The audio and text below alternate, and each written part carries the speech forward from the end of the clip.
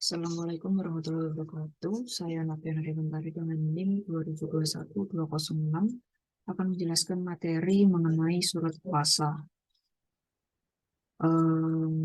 Materi ini, materi surat kuasa, terdapat pada mata kuliah Hukum Acara Perdata 1, dan saya berasal dari kelas 4A dengan dosen pengampu Bu Putri Nurhidayah.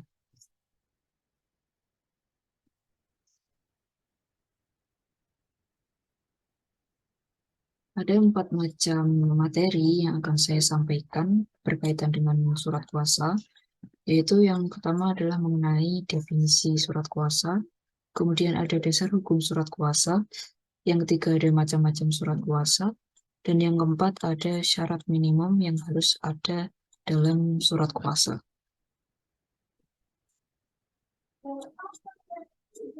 Nah, yang pertama adalah mengenai definisi. Jadi definisi dari surat kuasa itu sendiri telah diatur di dalam Kitab Undang-Undang Hukum Perdata pada pasal 1792 BW atau KUH Perdata.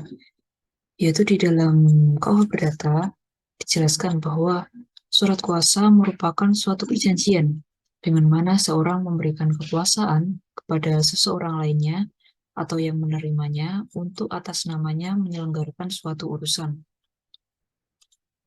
Sedangkan menurut KBBI, surat kuasa merupakan surat yang berisi tentang pemberian kuasa kepada seseorang untuk mengurus sesuatu.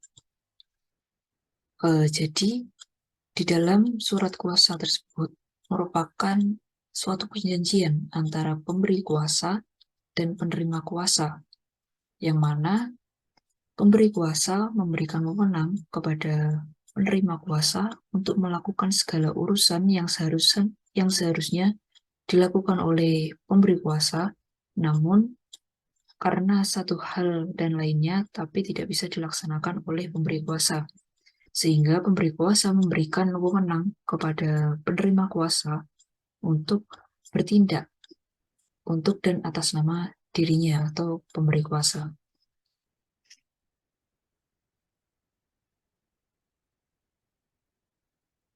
Nah, mengenai bentuk dari surat kuasa itu sendiri dapat diberikan dan diterima dalam suatu akta umum, dalam suatu tulisan di bawah tangan, dapat juga berbentuk sepucuk surat maupun lisan.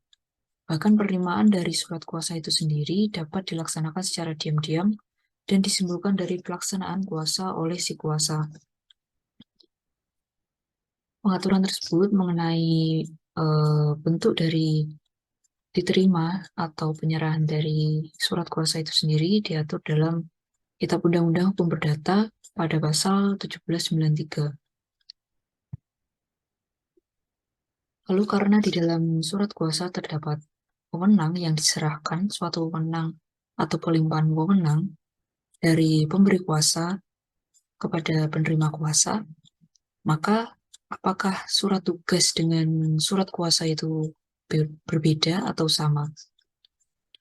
Maka menurut materi yang saya peroleh, jadi keduanya tersebut antara surat kuasa dan surat tugas itu berbeda.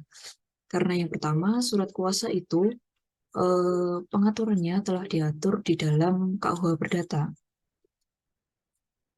Kalau surat tugas itu pengaturannya adalah disesuaikan dengan instansi atau badan terkait. Misalkan di tingkat desa, kecamatan, kota, kabupaten, atau dan seterusnya. Nah, kemudian pada surat kuasa, itu penerima kuasa bukan bertindak untuk dirinya sendiri, melainkan bertindak untuk dan atas nama si pemberi kuasa. Jadi, penerima kuasa itu mewakili sebagai wakil dari pemberi kuasa. Sedangkan pada surat tugas, si pelaksana itu melaksanakan tugasnya sendiri yang berkaitan dengan jabatan dan kewenangannya sendiri. Jadi dia bertindak untuk jabatannya dan untuk dirinya sendiri, bukan mewakili orang lain. Kemudian pada surat kuasa itu pemberi kuasa dan penerima kuasa belum tentu berada di dalam suatu instansi atau badan yang sama. Jadi misalkan ada si A yang bukan merupakan seseorang yang dari instansi manapun memberikan kuasa kepada si B yang merupakan advokat atau seseorang yang berada dalam lingkup badan tertentu, dan antara pemberi kuasa dan penerima kuasa tersebut tidak bernaung di dalam suatu badan yang sama. Sedangkan pada surat tugas, pemberi dan penerima kuasa itu, pemberi dan penerima surat tugas itu umumnya berada dalam suatu instansi atau organisasi yang sama. Biasanya diberikan oleh atasan kepada bawahan. Nah, kemudian terdapat dasar hukum dari surat kuasa itu sendiri, yang mana di KUH Perdata atau Kitab Undang-Undang Hukum Perdata itu dibagi menjadi 4 bagian. Yang pertama ada bagian ke-1 yang meliputi tentang sifat pemberi kuasa yang tercantum pada pasal 1792 sampai dengan pasal 1799. Kemudian bagian 2 adalah mengenai kewajiban-kewajiban dari si kuasa yang terdiri dari pasal 1800 sampai dengan pasal 1806. Yang bagian ketiga itu mengenai kewajiban-kewajiban dari si pemberi kuasa, yang mana dicantumkan dalam pasal 1807 sampai dengan pasal 1812. Dan bagian yang terakhir adalah tentang bermacam-macam cara berakhirnya pemberian kuasa, yang mana terdapat pada pasal 1813 sampai dengan pasal 1819. Sehingga pengaturan dari surat kuasa di dalam Kitab Undang-Undang Hukum Perdata itu terdapat pada pasal 1792 sampai dengan pasal 1819 tentang pemberian kuasa.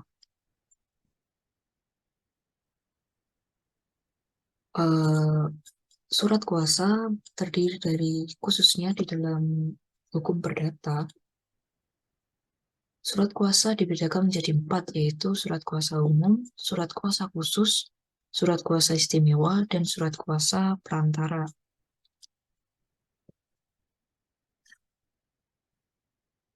Surat kuasa umum itu merupakan surat kuasa yang diberikan kepada penerima kuasa yang di dalamnya memberikan kuasa untuk mengurus kepentingan pemberi kuasa. Dan pengurusan kepentingan tersebut adalah berkaitan dengan pengurusan-pengurusan harta milik si pemberi kuasa. Misalkan pada pengurusan harta kekayaan. Yang kedua terdapat jenis surat kuasa khusus yang di dalamnya terdapat wewenang yang diberikan oleh pemberi kuasa kepada penerima kuasa untuk mewakili pemberi kuasa dalam hal menghadap atau bertindak di pengadilan. Jadi surat kuasa khusus ini biasanya berkaitan dengan notaris atau berkaitan dengan advokat atau pengacara yang mewakili kliennya di hadapan pengadilan pada saat persidangan. Kemudian yang ketiga ada surat kuasa istimewa. Di dalamnya memberikan kuasa untuk mewakili kewajiban pemberi kuasa yang tidak dapat dilakukan oleh pemberi kuasa karena suatu hal. Bentuk-bentuk dari surat kuasa ini biasanya adalah digunakan pada saat untuk mengucap sumpah, dapat juga digunakan dalam hal perdamaian dengan pihak ketiga, maupun pemindah tanganan objek atau hak tanggungan milik pemberi kuasa. Dan umumnya surat kuasa istimewa ini dibuat dalam bentuk akta otentik notaris atau dapat juga dibuat di hadapan pejabat yang berwenang. Yang keempat ada surat kuasa perantara. yang di dalamnya memberikan wewenang kepada penerima kuasa dalam bentuk perintah sebagai perwakilan untuk melakukan perbuatan hukum tertentu dengan pihak ketiga. Penerima kuasa dalam surat kuasa perantara ini biasanya disebut sebagai agen atau perantara atau perwakilan dagang. Kemudian untuk surat kuasa umum itu dapat berlaku, surat kuasanya dapat berlaku itu berkaitan dengan dalam seputar pengurusan harta kekayaan. Nah, sedangkan pada surat kuasa khusus itu keberlakuan dari surat kuasa tersebut adalah pada ranah pengadilan. Biasanya berkaitan dengan pengacara atau advokat. Sedangkan surat kuasa istimewa itu biasanya dilakukan atau digunakan pada saat pemberi kuasa tidak bisa melakukan suatu hal yang seharusnya ia lakukan sendiri. Namun karena suatu hal dia tidak dapat melaksanakannya. Sedangkan pada surat kuasa perantara biasanya contoh paling gampangnya adalah pada dagang. Jadi penerima kuasa bertindak sebagai agen dari pemberi kuasa. Nah, kemudian ada syarat formil dari surat kuasa, khususnya pada surat kuasa khusus yang biasanya digunakan pada proses di persidangan. Nah, di dalam surat kuasa khusus itu sendiri terdapat 3 unsur. Yang pertama adalah adanya pemberi dan penerima kuasa. Yang kedua, untuk dan atas nama pemberi kuasa. Yang ketiga, ada hal-hal apa saja yang dikuasakan. Jadi di dalam surat kuasa itu harus ada keterangan dari pemberi dan penerima kuasa.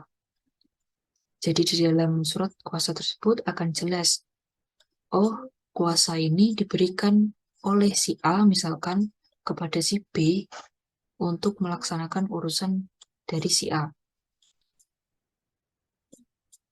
Dan si B yang diberikan kuasa oleh si A tadi itu bertindak untuk dan atas nama dari si A, bukan bertindak atas nama atau kehendak dari si B itu sendiri.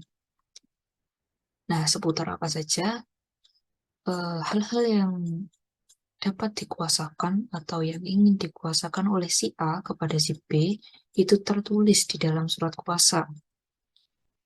Jadi si B ataupun penerima kuasa tidak bisa semena-mena dalam melaksanakan tugas atau wewenang yang diberikan oleh pemberi kuasa. Dan misalkan terdapat suatu ketidaksesuaian atau pelanggaran terhadap hal-hal yang seharusnya ia lakukan maupun tidak ia lakukan, maka dalam hal tersebut penerima kuasa bertanggung jawab secara penuh terhadap perbuatan yang dilakukan olehnya. Nah, mengenai surat kuasa khusus juga diatur di dalam Surat Edaran Mahkamah Agung atau SEMA yang mengatur tentang surat kuasa khusus. Ada 4 periode tahun dari SEMA yang ada. Yang pertama adalah SEMA nomor 2 tahun 1959. Yang kedua ada SEMA nomor 5 tahun 1662.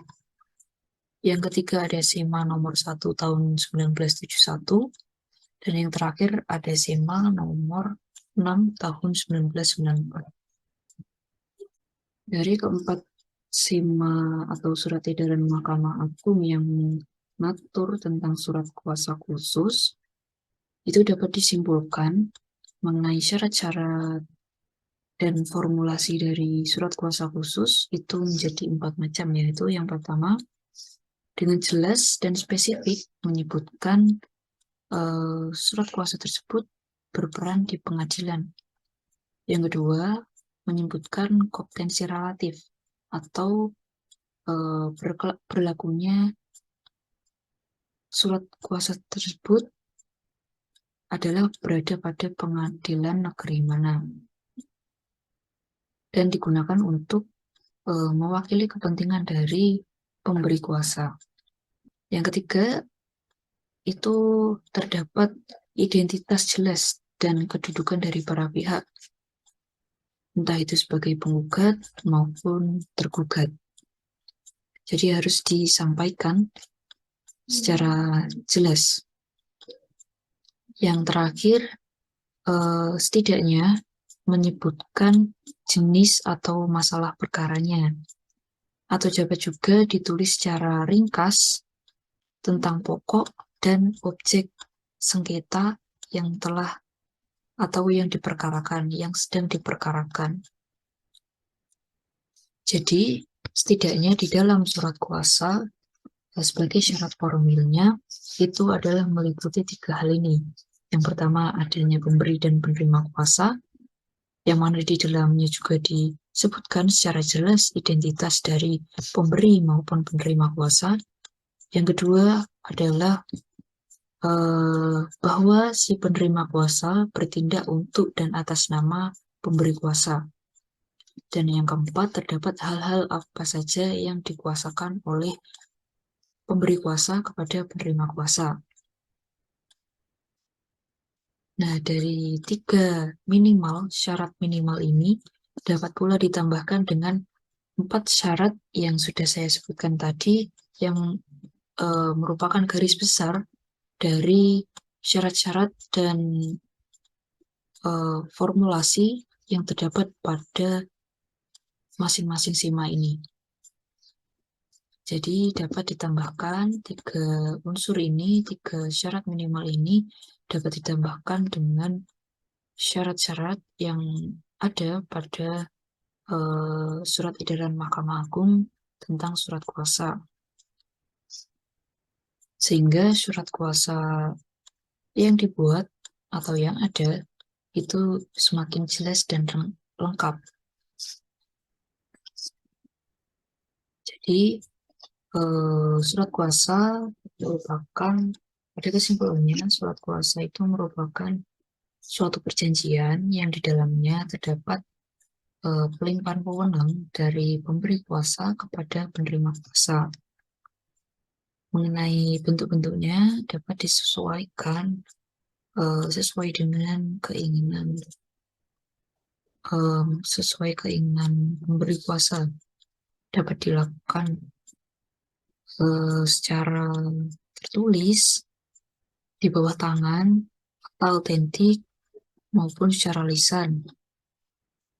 Di samping sesuai dengan keinginan penulis, juga harus disesuaikan dengan kebutuhan dari surat kuasa tersebut. Misalkan pada surat kuasa umum, karena terkait dengan pengurusan, maka dapat dilakukan mungkin di bawah tangan atau mungkin lisan. Nah, tetapi untuk surat kuasa khusus itu harus dilakukan secara tertulis dan di bawah tangan atau akta notaris atau autentik. Dan juga pada surat kuasa istimewa ini juga dibuat dalam bentuk akta notaris, akta autentik di hadapan notaris maupun di hadapan pejabat yang berwenang.